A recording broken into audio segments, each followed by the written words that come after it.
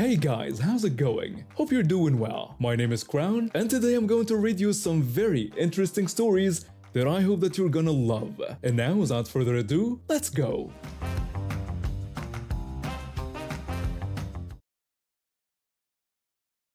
I love baseball. The crack of the bats and roar of the crowd make me feel alive. My little brother caught the bug too, and our dad takes us to many games. It's our thing, just us guys enjoying baseball together. My dad fixes dents at a local body shop. He's been doing it for almost 20 years, and he's good at it. People come from all over town for his work. He can fix a dented door in less time than most people take to eat lunch. After a game where our team won by a home run in the ninth inning, we were hungry. My brother bounced around in the back seat showing the winning play over and over. Dad pulled into a McDonald's parking lot. My little brother cheered from the back seat. He was only 7 and loved McDonald's. We went inside, ordered our food, double cheeseburgers for Dad and me, chicken nuggets for my brother, and went back to Dad's truck to eat. Dad liked eating in the car. It was quieter, and we could listen to the post-game talk on the radio. We had just started eating when a silver sedan pulled next to us. The driver, a thin man with a scowl, swung his door open hard. It hit Dad's truck with a loud bang. Dad stopped eating and put down his burger. He got out to check the damage. The man had gotten out and was looking at where the doors hit. When he saw Dad, he pointed at the sky. The man said with an accent that wind pushed his door. Dad looked at the still trees, then back at the man. He told him there was no wind today and that he'd opened his door too hard, making a dent in Dad's truck. The man shook his head and kept saying it was the wind.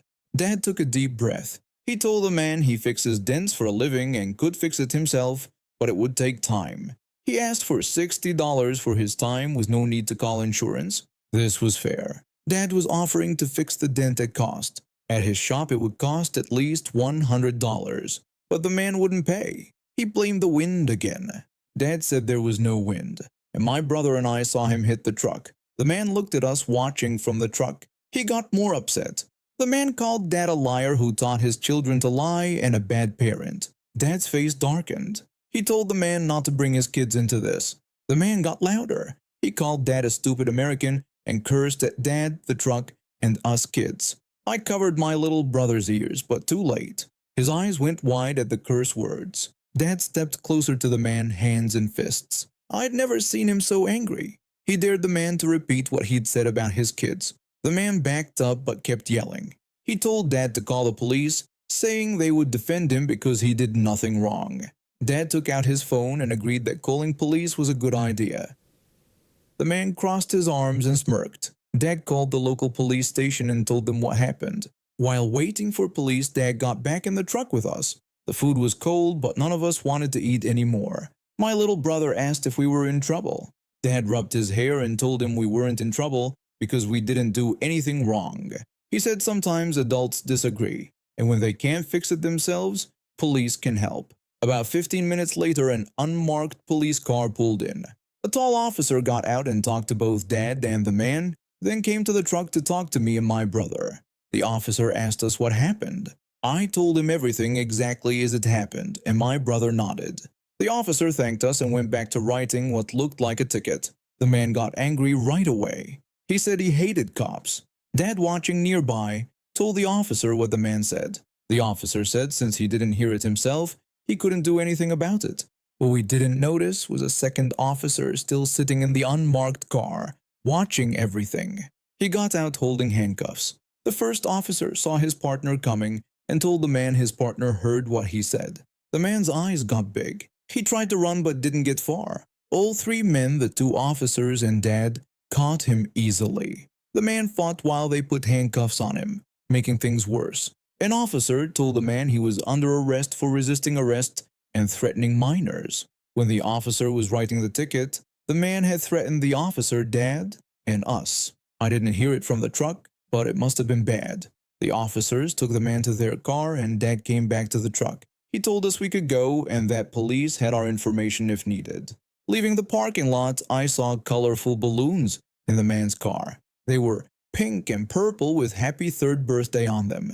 Dad saw them too. He said someone's birthday just got less happy. I asked if he felt bad for the man. Dad shook his head. He said the man made his choices. He could have paid $60 and made it to the party. Instead, he was going to jail and would pay much more in fines. That evening, Dad fixed the truck dent in less than an hour. While working, he talked about taking responsibility for mistakes. Dad said the man's problem wasn't the accident, but that he couldn't admit his mistake. Then he made it worse by bringing us into it. Some people can't stand being wrong. The man spent a couple days in jail and paid several $100s in fines, all because he wouldn't admit he opened his car door too hard and paid $60. I've been working at Pete's Pizza for nearly 4 years now. I started as a dishwasher and worked my way up to assistant manager. The hours are long, especially on weekends, but most of our customers are decent folks just looking for a good meal. But then there's the college crowd. Don't get me wrong, most college students are fine. They tip well enough, they're polite, and they understand how delivery works. But then there's the Brotherhood House. That's what they call themselves. It's this massive 2-story house just off campus where about 20 guys live. They're all part of some exclusive social club that thinks they're better than everyone else. The kind of guys who wear matching jackets and talk about networking opportunities, but really just throw wild parties and make life miserable for everyone around them. We have this 30 minutes or free policy at Pete's. It's a marketing gimmick that works well enough, but the Brotherhood House had turned it into a game. Every weekend, they'd place an order and then try everything possible to get it for free, giving wrong addresses, hiding their house number, or claiming the delivery was late when it wasn't. My boss had finally had enough and put a note by the phone: no more deliveries to the Brotherhood House. It was that bad. But one Friday night, they ordered using a different name. We didn't realize who it was until our delivery guy, Chuck, was already on his way. Chuck's one of our best, hard-working, always on time, and genuinely nice. He's older than most of our staff, probably in his mid-30s, with a wife and 2 kids at home. He takes extra shifts whenever he can to support his family. So Chuck heads out with the delivery, and 30 minutes later he comes back soaking wet with this horrible smell. I knew something was wrong right away. I asked Chuck what had happened. He told me that those Brotherhood jerks had played a nasty trick on him. He said he had arrived at their house in just 18 minutes and knocked on the door, but nobody answered. He knocked again with no response. He then went around to the side entrance because he could hear people inside laughing. That's when someone opened a window upstairs and dumped a bucket of pee on him. Actual pee, he added. My boss, who was counting the register nearby, stopped what he was doing.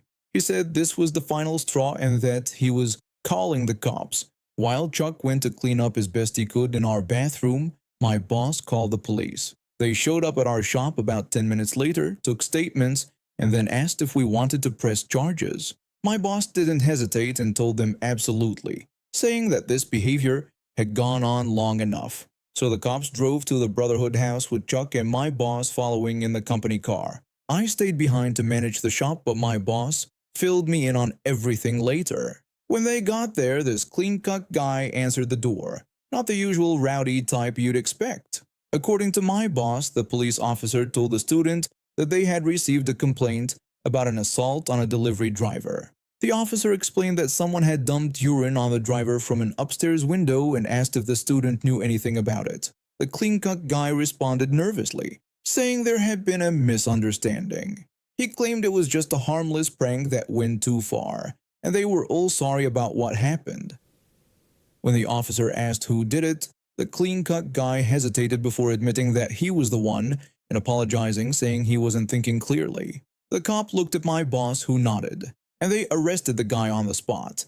He was shocked they were taking it so seriously. He kept saying it was just a prank, as they put him in the squad car. At the police station, the clean-cut guy was being processed when a car full of Brotherhood guys showed up. 2 of them approached the officer handling the paperwork. The first Brotherhood guy told the officer there had been a mistake and claimed the arrested student didn't do it. The second Brotherhood guy backed this up, admitting that they were the ones who had dumped the liquid on the delivery guy. He said their friend was just covering for them. The officer looked between them and the clean-cut guy, asking if this was true. The clean-cut guy sighed and said yes, he had been trying to protect his brothers. The cop then had all three of them sit down and took formal statements. Once he had confirmation that the two Brotherhood guys were the actual culprits, he arrested them for assault. The clean-cut guy stood up expecting to be released. He asked if he could go now. The officer told him no, he couldn't leave because he had just admitted to lying to a police officer during an investigation, which was another offense. And just like that, all three of them spent the night in jail. But the story doesn't end there. The next morning, the Brotherhood house woke up to find their building covered in bright orange construction paint. Big lettering across the front said P Boys, and every window was painted with variations of "We dump pee on people." Nobody knew who did it. Some thought it might have been other delivery drivers from around town since the Brotherhood house had been pulling similar stunts with other restaurants. Others thought maybe it was rival social clubs from campus. The police looked into it but couldn't find any witnesses or evidence pointing to anyone. The university wasn't happy. After years of complaints about the Brotherhood house, noise violations, harassment, property damage, this was the final straw. They revoked the group's official status and banned them from having university housing. The Brotherhood guys tried to clean the paint off, but that construction-grade stuff doesn't come off easily. For months, their house stood as a bright orange reminder of their stupidity. As for Chuck, the restaurant staff pulled together and bought him a new jacket and shoes to replace the ones that were ruined. My boss also gave him a bonus and made sure he didn't lose pay for the shifts he missed while dealing with the police reports. The Brotherhood house doesn't order from us anymore. I heard they can't get deliveries from any restaurant in town. Turns out treating service workers like garbage has effects. During my sophomore year of high school, I was pretty much your average student. Decent grades, a small circle of friends, and a quiet personality. I wasn't involved in any drama and kept to myself most of the time. That's why it confused me when this junior girl started giving me dirty looks for no apparent reason. The first time I noticed her glaring at me was in the hallway between classes. Our classrooms were in the same area of the building, so we often crossed paths. At first I thought she might be looking at someone else, but after catching her staring at me with narrowed eyes multiple times, I realized I was definitely her target. It got worse as the semester progressed. Junior classes typically finished about 5 to 10 minutes before the bell, so she and her friends would often linger around the sophomore classrooms. Whenever she saw me, she'd roll her eyes dramatically or whisper something to her friends, who would then laugh while looking in my direction. I honestly had no idea what I'd done to upset her.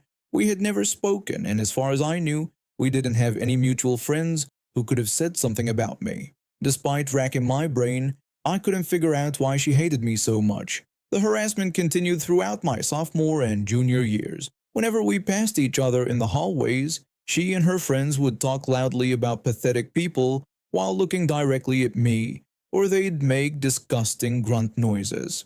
It was childish, but it still hurt. Senior year was finally peaceful, since she had graduated, and I could walk the halls without constantly looking over my shoulder. After graduation, I told my older sister about everything that had happened. When I explained to my sister about the bullying, I told her I never understood why this girl had targeted me specifically since we had never even spoken. My sister responded with anger, saying I should have told her when it was happening because she would have done something about it. I just shrugged it off, explaining that it wasn't worth the drama and it was over now anyway. My sister was furious but agreed there wasn't much to be done after the fact. We moved on with our lives, and I started college while my sister became a manager at a coffee shop downtown. A couple of years later, I was visiting my sister when she mentioned hiring a new girl who had attended our high school. My sister casually mentioned that she had hired someone who seemed nice during the interview but was constantly late for shifts. She explained that she had given the girl a warning but felt bad because the girl claimed she really needed the job to pay for her apartment. When I asked for the girl's name, my sister told me, without thinking much of it. When my sister told me, something clicked. I quickly looked her up on Facebook, and there she was, my high school bully, in all her glory. I called my sister immediately, exclaiming that the girl she had hired was the same one who had bullied me throughout high school. My sister responded with shock, saying the girl had been nothing but trouble at work and only acted properly when my sister was around.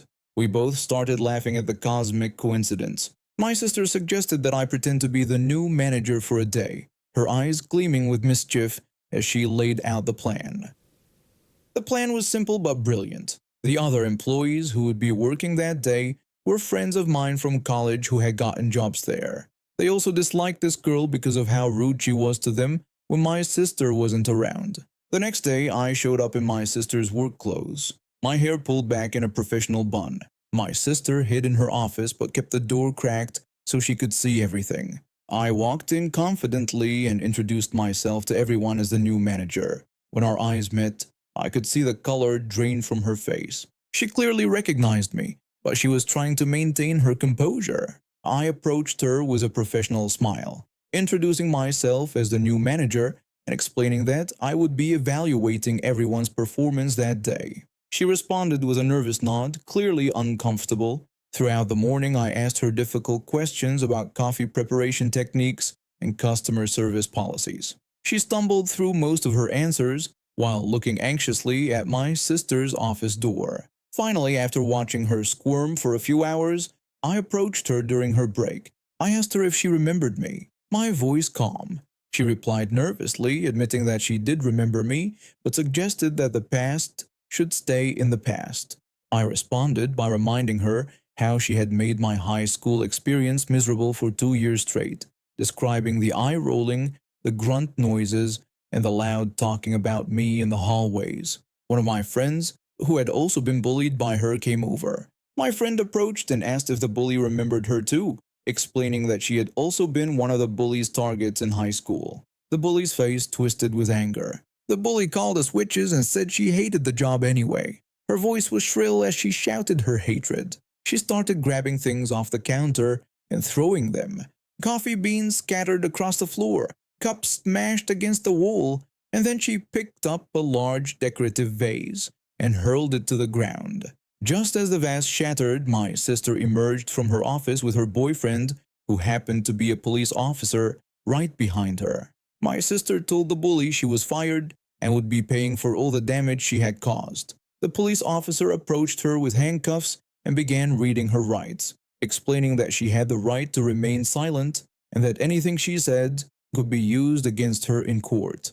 As he spoke, he secured the handcuffs around her wrists. Later that day, my sister, her employees, and I cleaned up the mess. My sister apologized to everyone and paid them extra from her own pocket for dealing with the situation. A few months later, we heard that she had been charged with destruction of property and harassment. She was fined thousands of dollars and sentenced to 100 hours of community service. My sister had pressed charges and mentioned the bullying incidents in her statement.